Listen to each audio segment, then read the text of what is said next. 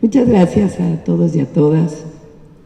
Muchas gracias particularmente al rector de la Universidad de Guadalajara, a Ricardo Villanueva, por su invitación, por la posibilidad de que desarrollemos este diálogo por la transformación aquí en este espacio tan bello, el Conjunto de Artes Escénicas de la Universidad de Guadalajara. Y además, desde que nos conocimos no hace mucho, coincidimos plenamente en que la educación pública debe ser la mejor de todas las educaciones. Y al frente de la UDG, Ricardo ha hecho un trabajo muy importante, no solo de ampliar la matrícula, sino también de hacer educación de calidad, humanista, científica. Muchas felicidades, Ricardo, por este trabajo. Pero además les voy a decir una cosa, la digo cuando estoy aquí en Jalisco. Ustedes saben que yo estudié en la UNAM, ahí hice mi bachillerato en el CCH Sur, la licenciatura, la maestría, el doctorado. La UNAM me permitió dar una beca, o me dio una beca para permitirme estudiar fuera de México, que en realidad es una beca que me pagó el pueblo de México. Soy investigadora todavía del Instituto de Ingeniería de la UNAM, pero mi padre estudió en la Universidad de Guadalajara. Aquí se formó como ingeniero químico. Y cada vez que estoy en la UDG, pues tengo que decir que soy hija de la Universidad de Guadalajara, así que me da mucho gusto estar con todas y todos ustedes. Una gran universidad pública. Gracias, por supuesto, al doctor Juan Ramón de la Fuente, no solamente por aceptar coordinar los diálogos por la transformación, sino por su trabajo al frente de la Embajada de Naciones Unidas y el trabajo también histórico por la defensa de la educación pública. Gracias, Juan Ramón. A Rosaura Ruiz, que con Rosaura pues tenemos muchos años de lucha, la verdad. Pero además fue secretaria de Educación, Ciencia, Tecnología e Innovación cuando fui jefa de gobierno y desarrolló un trabajo extraordinario al frente de la Secretaría de Educación, y por supuesto a Marta Vargas por estar aquí con nosotros. Muchas gracias a todos los presentes, pero yo quiero saludar a algunas personas en particular que no fueron nombradas. A mi amiga Claudia Delgadillo, todos saben por qué, está aquí presente con nosotros. Compañera de lucha también. A Pedro Kumamoto, que está aquí con nosotros también. Y a alguien muy especial, porque miren, no podemos estar discutiendo sobre educación superior, si no están los estudiantes. Y aquí está Zoe García, que es la presidenta de la Federación Estudiantil de Guadalajara, de la Universidad de Guadalajara. Arriba los estudiantes, las estudiantes. Muchas gracias por su presencia el día de hoy. Ustedes saben que soy una convencida de la educación pública. Bueno, antes de eso, quiero decirles tres cosas muy rápido. Uno, pedirles disculpas por haber llegado tarde, porque veníamos de Michoacán, de Morelia, y se nos atravesó pues algo de tránsito. Segundo, por pues la voz que traigo y tercero, por hacer este diálogo a esta hora. Seguramente todos tienen hambre, así que vamos a ser muy breves y poder rápidamente. Ustedes ya discutieron, dicen que es bueno y breve, doblemente bueno.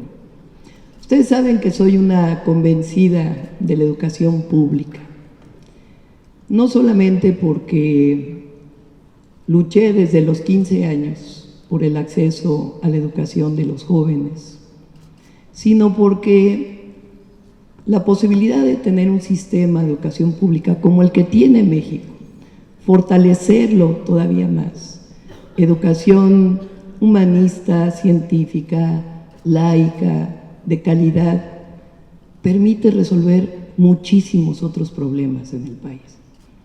Si hay más jóvenes que tienen acceso a la educación media superior y superior, va a haber menos violencia. Si hay más jóvenes que tienen acceso a la educación media superior y superior, va a haber más desarrollo.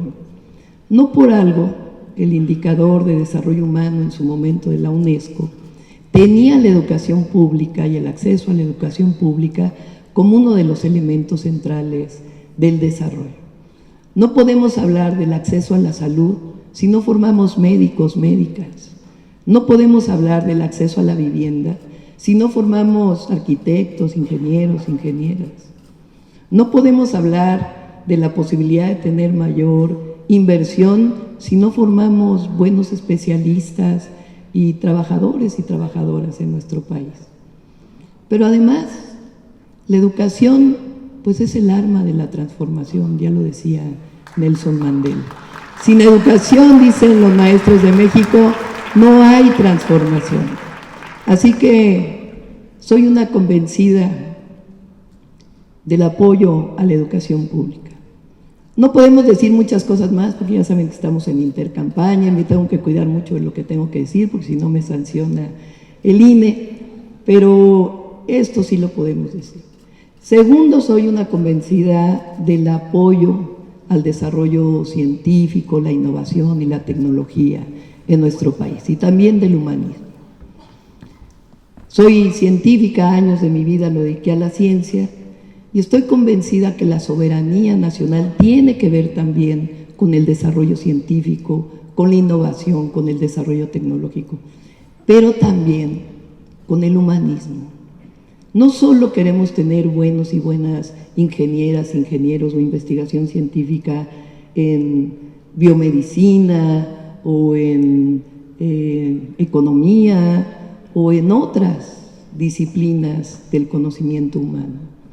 También queremos historiadores y también queremos filósofos que hablen sobre la cuarta transformación de la vida pública. No solamente el conocimiento es para el desarrollo científico, que es fundamental, sino también para las humanidades y para el desarrollo del conocimiento humano. Así que de las letras también, por supuesto, de todo lo que tiene que ver con la creatividad, de las artes, evidentemente. Así que soy una convencida de la educación superior y una convencida del apoyo a la ciencia, a la investigación, el desarrollo tecnológico, la innovación y del apoyo a las humanidades y el apoyo al desarrollo cultural de nuestro país. Con eso se pueden dar una idea de qué viene hacia adelante. Durante años en nuestro país se cerró la puerta a muchos jóvenes a la educación y eso no se nos puede olvidar.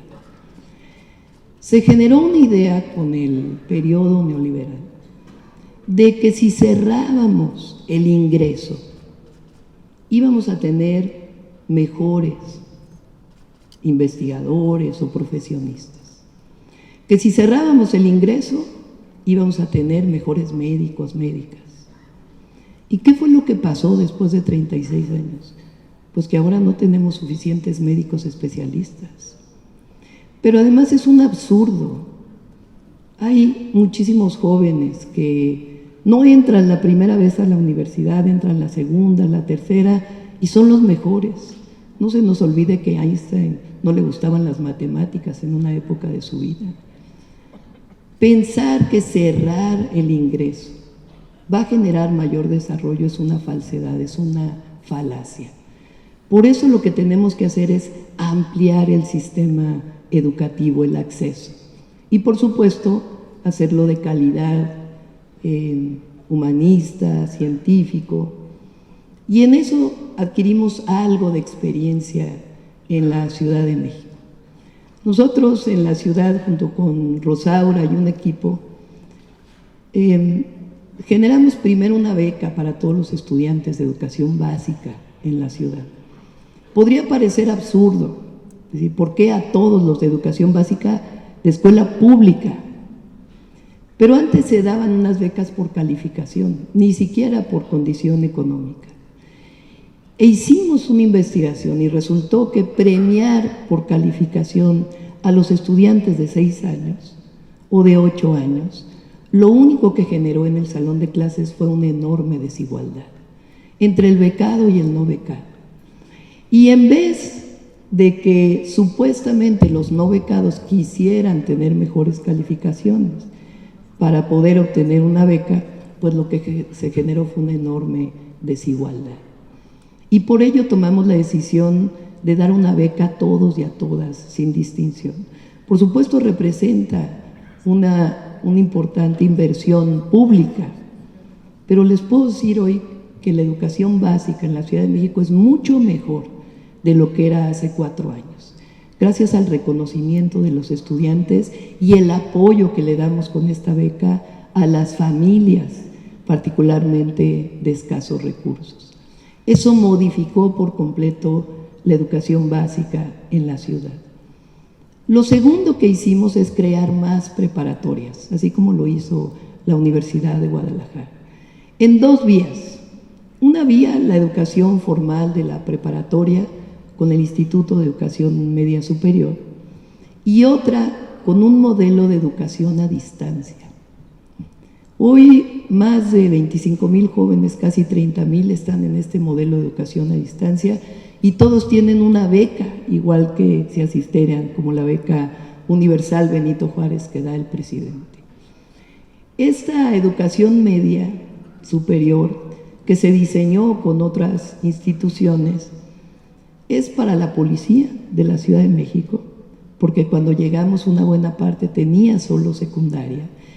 Y Rosaura creó una educación media superior especial para la policía. Y hoy los policías tienen la posibilidad de estudiar educación media superior. Pero no solo eso, jóvenes que por una u otra razón, principalmente por razones económicas, tuvieron que dejar la preparatoria y hoy trabajan, o adultos, hoy tienen la posibilidad de terminar la educación media superior. Hoy estudian más de 50,000 jóvenes en 4 años, más de los que estudiaban en la ciudad en el 2018. Y la otra es que decidimos hacer una nueva universidad, o 2 nuevas universidades. Una universidad que le llamamos la Universidad Rosario Castellanos, arriba las mujeres. Y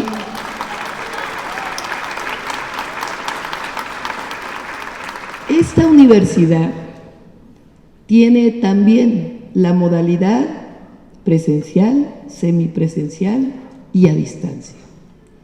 Increíblemente, o más bien era de esperarse, 70% de quienes asisten a la universidad son mujeres, porque es a quienes se les cerraron a muchas de ellas los espacios. Ayer regresaba o antier del aeropuerto de San Luis Potosí y me recibió una jovencita que atiende a los diplomáticos en el aeropuerto y me dijo: soy egresada de tu universidad, de la Rosario Castellanos. Y no saben qué emoción, qué alegría, qué orgullo.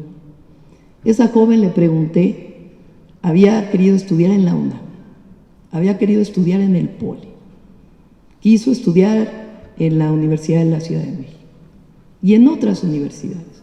Su única opción era estudiar en una universidad privada, que está bien que existan, pero no pueden sustituir a las públicas. Y me dijo: es que al final, después de pasar por distintos lugares, me quedo con la Universidad Rosario Castellanos. Hoy la Universidad Rosario Castellanos, 80% quieren entrar como primer ingreso, es su opción de primer ingreso. Y tenemos algo muy especial, no hay examen de admisión. Y dirán algunos: ¿cómo es posible que no haya examen de admisión? Hay un curso propedéutico y tienen toda la posibilidad de llevar 7 veces el curso propedéutico y elegir de acuerdo al espacio si es presencial, semipresencial o a distancia. ¿Ustedes creen que en la universidad la rectora ve alguna diferencia del que entró por primera vez pasando el curso propedéutico del que entró en la 7ª vez? No, no hay diferencia ni siquiera estadística. Y la posibilidad de tener acceso a la educación superior hoy de 50,000 jóvenes que antes no tenían esa posibilidad. Les puedo asegurar que construye una mejor ciudad y que construye un mejor país, pero además a un joven se le dice, por primera vez, aunque ya hay otras experiencias como la Universidad de la Ciudad de México que hizo el presidente Andrés Manuel López Obrador cuando fue jefe de gobierno, y otras experiencias como la UDG y otras universidades públicas, lo peor que se le puede decir a un joven no solo es nini, sino rechazado. Un joven que recibe el calificativo de rechazado, imagínense lo que significa en la perspectiva de vida. No, nosotros necesitamos seguir ampliando la educación superior. Con los datos que dio aquí Ricardo y la media superior, fortalecerle la educación superior. Con los datos que dio aquí Ricardo, lo que estamos generando es más desigualdad cuando no tenemos más acceso a las universidades. Así que si queremos igualdad, si queremos paz, si queremos la construcción de un México próspero y con justicia, pues tenemos que dedicarle a la educación pública, desde la educación inicial hasta el posgrado, y que sea verdaderamente gratuito, incluyente, humanista y científico.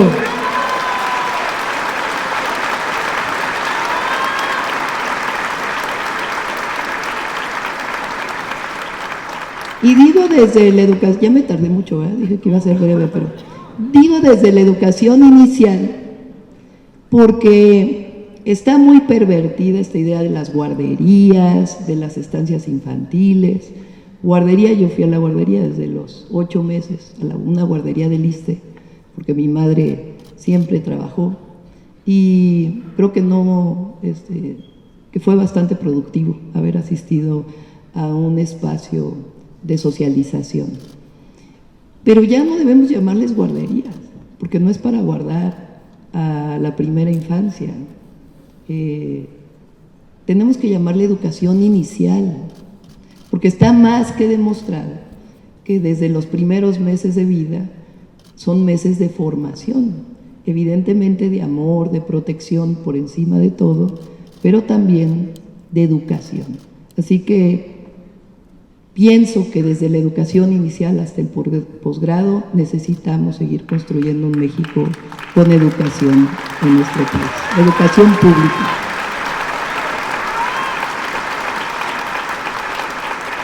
Lo segundo es que les decía que soy una convencida de la investigación científica, tecnológica, de la investigación y el desarrollo de las artes y del humanismo. También tuvimos una experiencia en la Ciudad de México. Fíjense que el Sistema Nacional de Investigadores tiene sus grandes virtudes, pero permítanme decirlo, y me atrevo a decir esto porque fui miembro del Sistema Nacional de Investigadores muchos años. Tiene un esquema que tienen que discutir los propios investigadores, no es algo que se pueda imponer desde afuera, tiene que ser una discusión interna en las universidades, en donde se premia mucho el esfuerzo individual. ¿Cuántos artículos publicaste? ¿Cuántas patentes generaste? Y poco se promueve la investigación colectiva. Mi madre, el esposo de mi madre se dedican a la investigación en medicina, y ahí hay una gran experiencia de cómo los grupos colectivos generan mucho más conocimiento. Nosotros en la Ciudad de México, que hoy está en la Ley General de Educación Superior, creo que se llama así, generamos estos grupos que le llamamos ECOS, para distintos temas de investigación, desde los temblores locales, los microsismos que se generaron en la Ciudad de México cuando llegamos, y que lo primero que dijimos es ¿qué tanta probabilidad hay de algo más grave? Pues sencillamente juntamos a científicos, sismólogos, geólogos, geofísicos, de distintas instituciones de educación superior, de la UNAM, del POLI, del Instituto Tecnológico Nacional de México, de universidades de otros estados de la República, y generamos recursos para poder instrumentar la ciudad, porque pues para poder tener conocimiento había que instrumentar. En 4 años se generó una cantidad de conocimiento por el trabajo colectivo que se desarrolló, impresionante. Antes había un sismo, un microsismo, y nadie sabía de qué magnitud era. Hoy sabemos de qué magnitud es, pero no solo eso, sino se está haciendo una investigación muy profunda sobre algo que antes se sabía muy poco. De igual manera, los sismos que venían del sur-sureste de México, pero igual sobre educación superior. ¿Fueron al final cuántos? ¿Pero cuántos grupos ECO se hicieron? 30 redes de investigación de distintos temas. ¿Y a qué se dedican? Pues a resolver problemas de la ciudad, porque en este caso es de la ciudad. Pero yo estoy convencida que necesitamos que esa investigación tan rica, tan importante, que se desarrolla en las universidades en nuestro país, tiene que estar vinculada con el gobierno también, con el sector productivo, sin financiar al sector productivo como se hacía antes, que era una barbaridad, pero sí que nos permita construir este desarrollo nacional en donde la ciencia también es un elemento fundamental. Así que algo de experiencia adquirimos y creemos que este esquema de trabajo coordinado debe ser sumamente importante en distintas áreas del conocimiento. Cierro con lo siguiente. Cuando tenía 15 años, participé en un movimiento estudiantil. Entré al CCH Sur y con otros compañeros y compañeras que tuvimos el privilegio de entrar a la preparatoria, no les digo cuándo, ya lo pueden ver en Wikipedia, no había tantos programas de educación media superior. Y entonces los jóvenes que no habían entrado hicieron un movimiento, el movimiento de rechazados. Y desde el Colegio de Ciencias y Humanidades decidimos apoyar a los jóvenes, porque era absurdo que un joven que quería estudiar la preparatoria no tuviera el derecho a estudiarla. Y después, ustedes saben, en el 86, 87, ahí sí ya dije el año, participamos en un movimiento estudiantil muy importante, el del Consejo Estudiantil Universitario. Y ahí se decía por parte de la autoridad y por parte del gobierno, iniciaba el neoliberalismo en México, que los estudiantes deberían valorar la educación y que valorar significaba pagar por la educación, que era más barato comprar un dulce que estudiar la educación superior. ¿Y qué dijimos entonces los estudiantes? Y ganamos esa lucha con un diálogo público, y por eso pongo diálogo, con un diálogo público con la autoridad universitaria. La educación es un derecho, no es un privilegio y no es una mercancía. Y eso está establecido hoy completo en el tercero constitucional. Así que defender la educación pública significa defender la Constitución. Desde entonces lo pensaba y lo sigo pensando. La educación pública es un derecho, no es una mercancía y no es un privilegio para quienes las puedan pagar. Muchas gracias a todos y a todas los que participaron en este diálogo por la transformación y que viva la educación pública.